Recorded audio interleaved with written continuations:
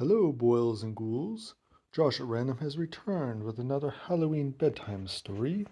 This one is Goodnight Baddies by Deborah Underwood and Juli Kangas. Sun dips down, the day is gone. Witches, wolves, and giants yawn. Queen and dragon, troll and gnome, tired baddies head for home. Baddie buddies meet each other, share their news, and greet each other. Did you get your treasure back? Did you catch that oval jack? Baddies sit politely dining, no one throwing food or whining.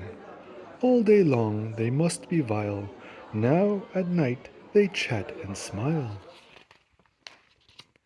Evil queen, take off your crown, trade pajamas for your gown.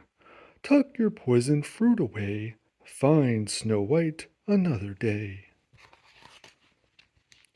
Poor old troll, your life is tough, a muddy wait for 3 goats gruff.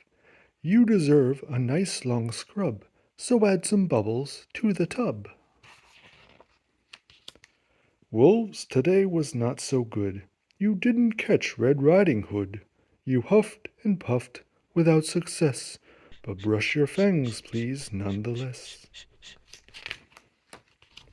Rumpelstiltskin wants a story, one that's sweet, not grim or gory. Dragon, a refreshing drink, will quench your fire, don't you think? Bedtime now, but giants scared. Helpful witches, come prepared.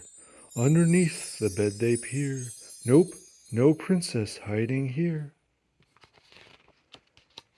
Baddies turn to sleepyheads, tuck each other into beds.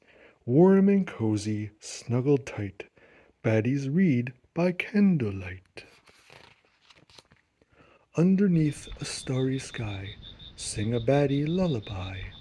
They will bring more evil schemes. Good night, baddies. Sour dreams. The end. Thank you all so much for following along. If you like this and other read-alongs, please like and subscribe so you don't miss out. Thanks, and have a pleasant scare.